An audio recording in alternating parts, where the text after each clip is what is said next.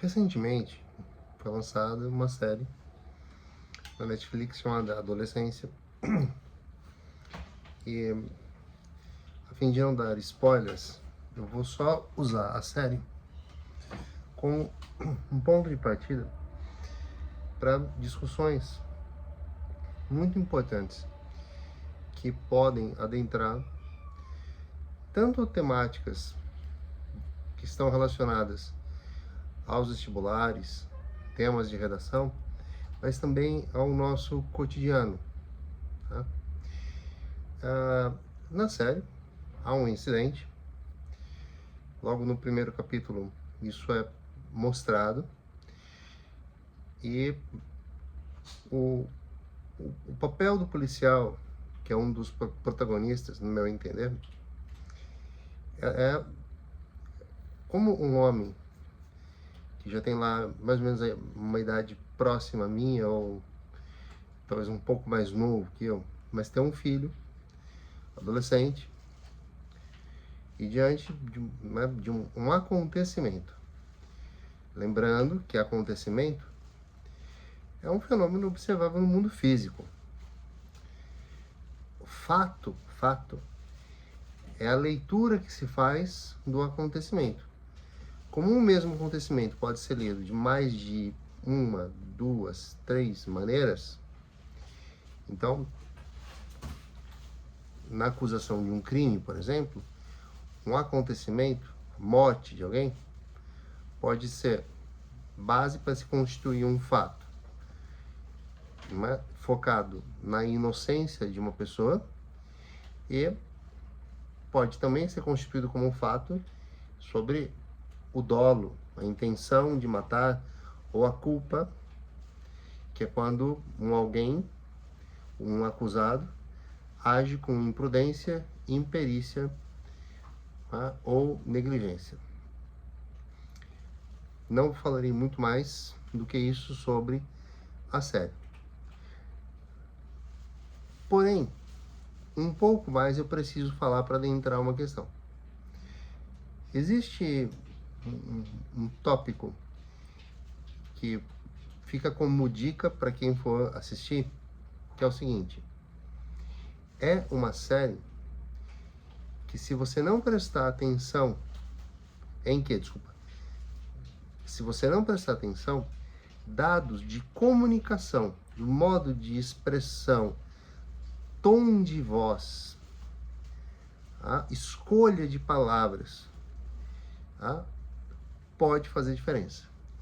E eu diria, para quem tem influência no inglês, não ponha legendas, ou ponha legendas em inglês para ajudar, porque em alguns momentos eu achei que a dublagem não foi muito feliz, mas nada que comprometa o entendimento da obra como um todo. A série traz de volta uma temática que é o bullying. Agora, o bullying é muito genérico. Bullying pode ocorrer por questões estéticas, por questões socioeconômicas, por questões raciais, por questões de orientação sexual, gênero sexual, enfim, o que motiva, isso que é uma realidade no ambiente escolar. E eu não sei vocês, mas quando eu ouço pessoas dizendo assim, isso é uma bobagem, porque olha só, eu virei um adulto funcional, e na minha época não tinha nada dessa baboseira de falar em bullying. E aí eu penso comigo, quem que vai lá contar para a pessoa que ela tá pagando um micão? Porque bullying sempre foi um problema. Para quem trabalhou em escolas, viveu os bastidores, a gente não dava esse tema. A gente falava em perseguição, em coação, em crueldade, implicância, agressão verbal. O bullying foi só um estrangeirismo que condensou tudo isso, e a linguagem é boa porque de tempos em tempos a gente aglutina o que é de uma mesma família, cria um termo só.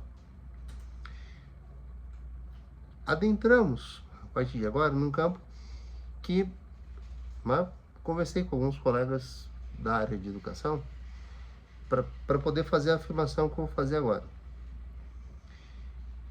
que é comunidade incel e como o bullying funciona nisso. Pensei, refleti bastante se não seria chovendo molhado, fazer o comentário como estou fazendo agora.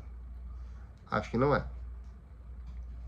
Os incel estão ligados a um movimento que foi tocado por um influenciador com tendências ideológicas perigosas. De novo, é só o meu entender, tá? Que ele é um pouco americano, um pouco britânico, uma questão familiar. E o que é incel? É involuntary celibatary. Então é a pessoa que não faz sexo, mas não é porque ela não quer, é porque não querem fazer com ela. E se criou, em cima disso, o que só pode ser fake news, e afirmo, só pode ser fake news porque não há indício, resquício de nenhuma pesquisa séria, tá, que tenha provado o seguinte fato: 80% das mulheres do mundo, olha que loucura, do mundo, se interessam por apenas 20% dos homens do mundo. Isso significaria que há uma elite de homens bonitos de viver, pelo qual as mulheres se interessam de verdade. Os outros 80% vão ser ou prêmio de consolação, porque partindo do pressuposto que é um equilíbrio 50% a 50% no número de homens e de mulheres, haveria então 4 mulheres para cada homem, em termos de interesse legítimo, certo? 80% dos homens seriam a priori indesejáveis. É claro que eles ainda podem conseguir o afeto só de natureza sexual, mas entendendo-se como eles, entendendo que esse afeto é um afeto manifesto de forma assim, poxa, né? Eu não consegui o homem que eu queria, então assim, a mulher é como se ela fosse para um encontro com um propósito de obter alguma satisfação, porque com o homem que ela realmente gostaria, ela não conseguiu. E olha, eu procurei muito para saber se havia uma fundamentação nisso, mas seguindo alguns princípios da teoria do fazer ciência, seria muito complicado juntar tudo isso, porque os fatores que tornam um homem desejável para uma mulher e uma mulher desejável para um homem variam, nessa diversidade cultural em que nós vivemos e é o que nós somos. Então, começa-se com essa premissa. Aí o que ocorre? Hoje, o Instagram é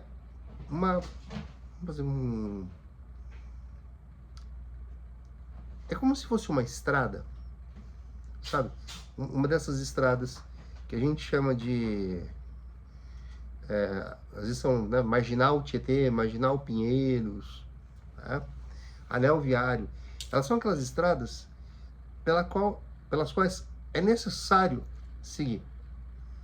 Fundamental. E o adolescente pode até não, sabe, ele não se sente bem, não se sente esteticamente, né, valorizável por fazer uma postagem sua. Então alguns optam por colocar na biografia, né, se chama de bio ou bio, né? Por exemplo, a fotografia. Há muitas fotos bonitas, mas são fotos, né, é um perfil artístico e a pessoa mal aparece. O que ela está fazendo lá então? Pois é, fui procurar respostas.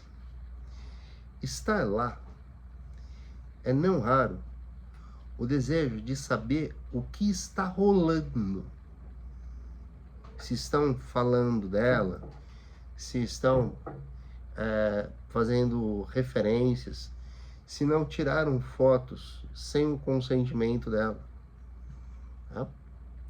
E esse não é um fenômeno aqui no Brasil, pelo menos no ambiente escolar, até onde eu acompanhei, e eu acompanhei até o ano passado, não é assim, algo tão comentado que chegue a nós professores, ou que chegue aos coordenadores, porque os coordenadores sempre compartilham conosco o que está rolando.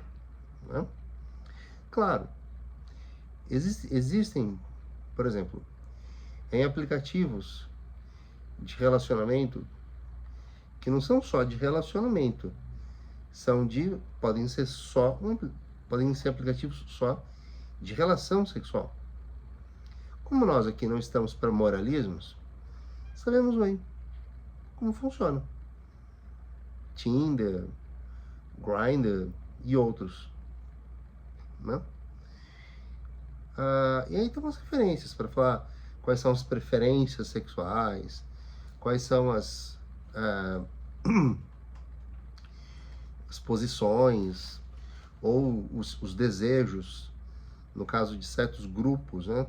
Há grupos que gostam de sadomasoquismo, há grupos que não gostam do sexo com penetração, o tal do guinage. Né? Há muitas tribos.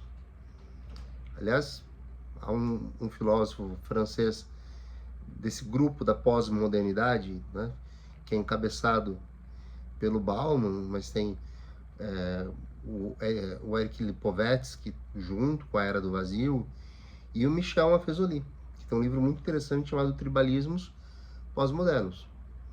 Então a gente vai se segmentando, fazendo um caminho contrário, né? A civilização surgiu de tribalismos bem aglutinados com poucas pessoas. Então, conforme essa oca, imagina uma oca, né, de índio, né, ou um iglu, parece mais um iglu, a mão assim, se abre e aí começa a haver trocas, em princípio, de ideias, de visões, de produtos, de ajudas, de serviços, e aí outras, né, iglus ou tocas, como queiram, começam a se conectar e formamos núcleos maiores. E assim houve expansão, né? Criar o cidadão do mundo. E aí o movimento começa a se encapsular de novo. Então, um incel é um homem que, por ser indesejado por mulheres, o que significa saber que se uma mulher quiser fazer sexo com ele, vai ser porque ela abdicou do seu próprio desejo, ela está fazendo uma concessão ou uma caridade, né?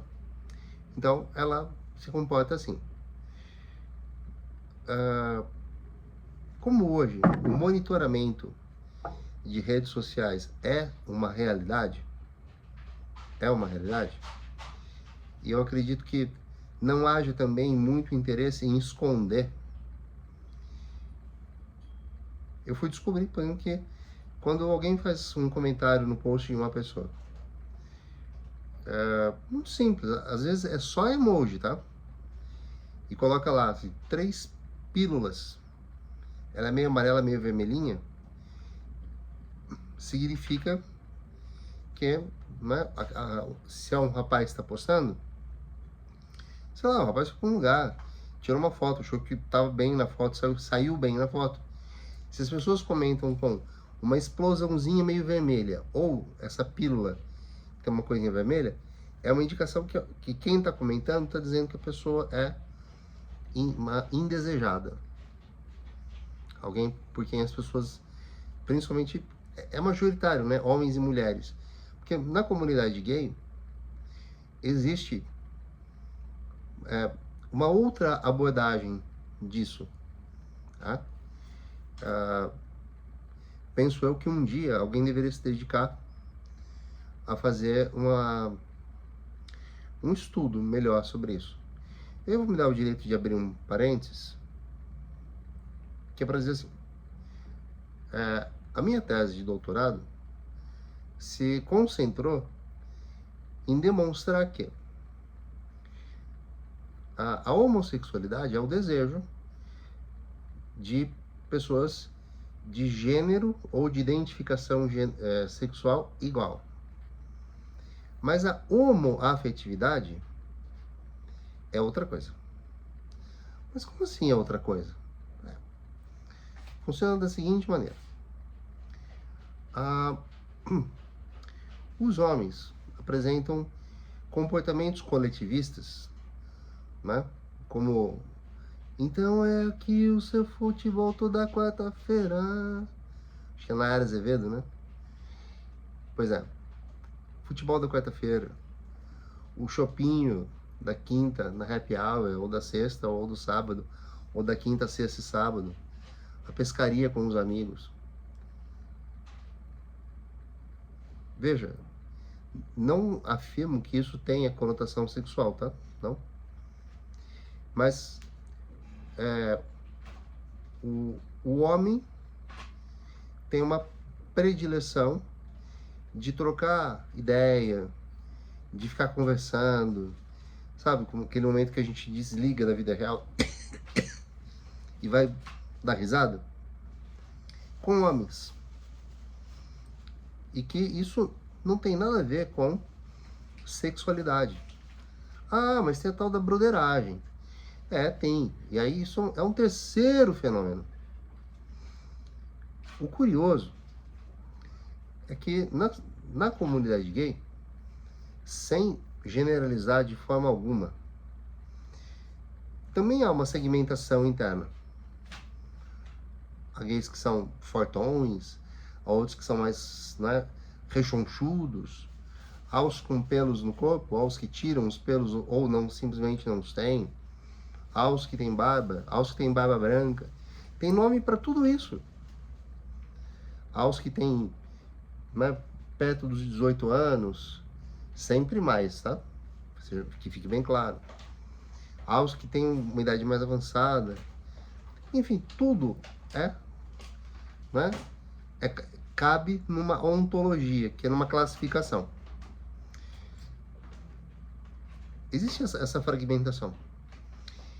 E certas categorias sofrem muita rejeição. Por exemplo, cabeleireiros. Lógico, há muitos cabeleireiros que são super, né, transitáveis e muito bem relacionados dentro do nosso meio. Nossa, porque eu sou gay também, tá? Que fique claro. E agora, posso dizer que a maioria não é. Fez parte da minha pesquisa isso. E com quem que eles trocam ideia, desabafam, pedem conselhos? Com as suas clientes mulheres. Então, olha que interessante. Um perfil comum, que não generaliza, não reduz ninguém, tá? É só uma estatística. É um homem gay cabeleireiro, por não se sentir aceito nos meios gays, bares, boates, clubes de encontros, o que ele faz? Ele encontra o seu parceiro, vive a sua sexualidade com outro homem, tá? Que homem para quem o fato de ele ser cabeleireiro não interessa. Eu mesmo namorei um, tá? E agora, as interações de amizade se dão com as mulheres de quem eles são clientes. Então, veja, no mundo fora da escola, nós continuamos vivendo questões de gueto, de segmentação, de tribalismos, como nós quisermos chamar. E são questões que não podem ser ignoradas. É claro que no mundo adulto, a vigilância, ela vai de encontro, ela bate de frente com noções de liberdade que um adolescente não é ainda autorizado a ter plenamente, tá? Então, se numa escola há uma exclusão de um jovem, existem mecanismos para promover a inclusão ao extremo de a própria família decidir que não quer que o filho passe por aquilo e levá-lo para uma outra escola, o que é sempre uma derrota da escola, infelizmente. Volto a polêmicas que se levantou em torno da série. Eu entendo, assim, os meus alunos que corrigem comigo, ou que procuram aulas particulares online,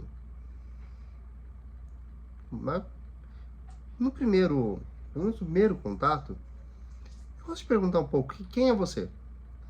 Na sua escola, no mundo. E muito do que há na série aparece. Vamos chamar de, abre aspas, questão incel. Não é aqui ainda amplamente debatida. Existem estudos nas áreas de educação, de sexologia,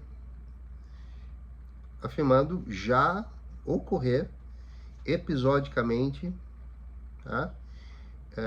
Esse problema aqui, mas no geral não.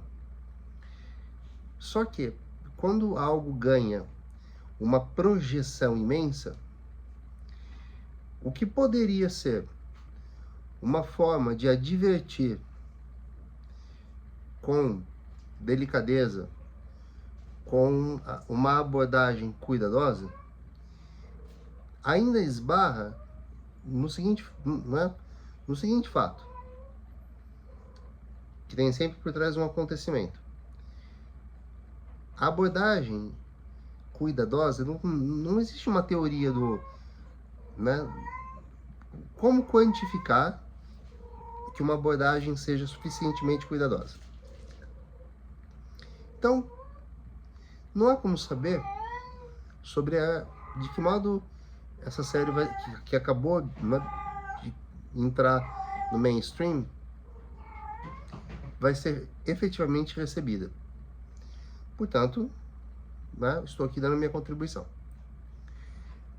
Começamos com essa coisa de quê? Chama teoria, abre aspas, teoria 80/20.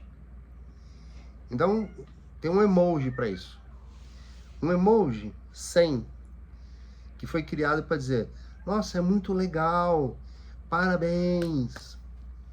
Tem o 100zinho. E eu sei que a maioria de vocês usa isso para elogiar. Em vez de dar o trabalho de digitar parabéns, vírgula, meu amigo, vírgula, porque o vocativo vem entre vírgulas, né? Muito legal que você, essa foto que você postou, ou que legal, que bom, fico feliz por você. Quando a pessoa tira uma foto, por exemplo, com né, com aquela roupa de formatura, ou recebendo um diploma, ou, enfim, revelando uma conquista. Né? A linguagem se enxuga, 100. Só que esse 100, num contexto, por exemplo, em que uma menina muito bonita comenta algo de um menino que não foi esteticamente tão agraciado quanto outros meninos, pode significar, ó, se lembra de que 80% das mulheres se interessam por apenas 20% dos homens. O que significa, tá fora. Agora, se é um comentário por um rapaz que está dentro dos padrões estéticos da nossa geração e, né, fez lá uma postagem, né, sem camisa, num lugar bonito, ou depois do treino, é um lembrete. Você faz parte dos 20% dos homens bonitos. E os coraçõezinhos? Eu achei muito interessante os corações. Porque, né, eu tenho um Instagram desde que ele surgiu.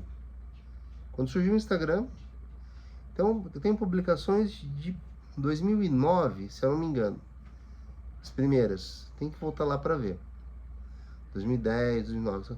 Já são 15 anos. Nesse período, não estando no Brasil, né, experiências fora daqui, e fazendo amizades, eu acompanhava o que rolava, né? O emoji veio depois. E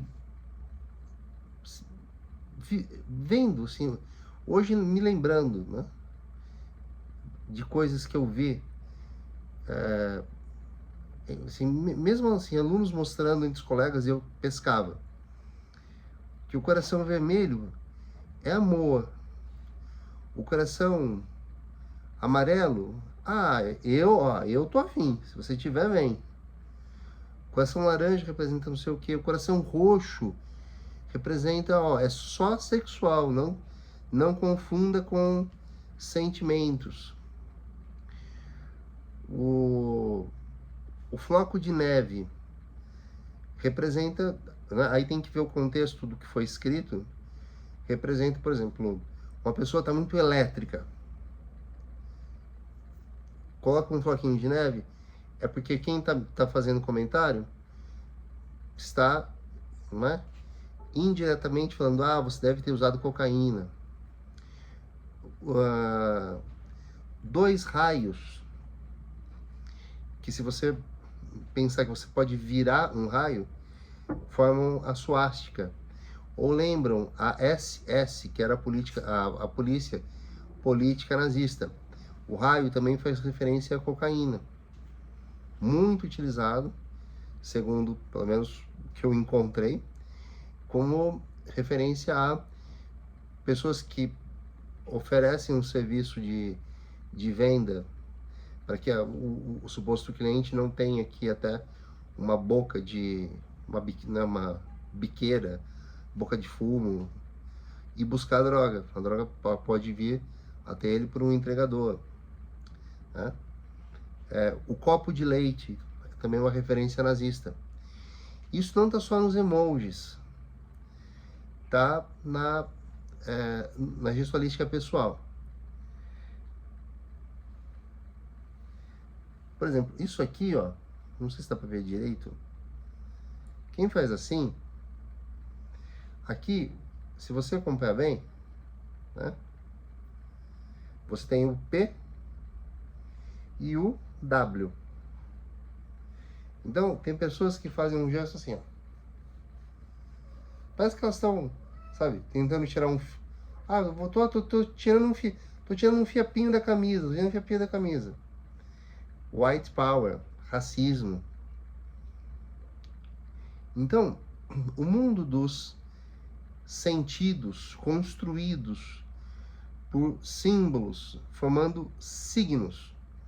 Então, o símbolo, como uma letra, o símbolo, ou a palavra, é o significante. O sentido mais amplo que é construído, como eu estou convidando vocês a refletirem sobre, esse é o significado. Então, pensemos que esse seja um início de conversa, para não nos alongarmos, e voltaremos a falar nisso muitas vezes. E dou um conselho: não condicionem sua saúde mental, tá, ao que as pessoas fazem em redes sociais. Também não sou favorável a viver fora do meio digital. Porque se as pessoas que podem lutar contra a insensatez, tá? Veja, lutar contra não é jogar-se de cabeça na insensatez. Se quem pode fazer diferença estiver disposto a fazer, faça. Agora, o direito a existir em qualquer meio de socialização é seu. Se você sentir, olha, não me faz bem, tá? Eu sei que nem todo mundo tem uma vida perfeita, estou consciente disso, mas eu não quero me dobrar a fazer parte, né, desses meios que são tóxicos. Tudo bem, claro. A decisão é sempre sua. O conselho pode ser dado, mas a decisão é sempre respeitada. Mas o que eu quero dizer é: não se permita acuar. Porque quando pessoas se permitem esse sentimento, que é o sentimento de estar acuado, isso fortalece aqueles que estão fazendo algo errado, e eu não vou dizer que prejudica, porque não é o caso, mas desestimulam outros que também querem lutar, mas precisam de uma rede de apoio. Tá bom? Com isso, o nosso bate-papo de hoje se encerra, mas eu volto para ampliarmos essa nossa conversa. Fiquem bem e lembrem-se, você é uma maravilha da natureza e não há emoji que possa reduzir isso ao que quer que seja. Até rimou, né? Natureza, seja. Terminamos por aqui.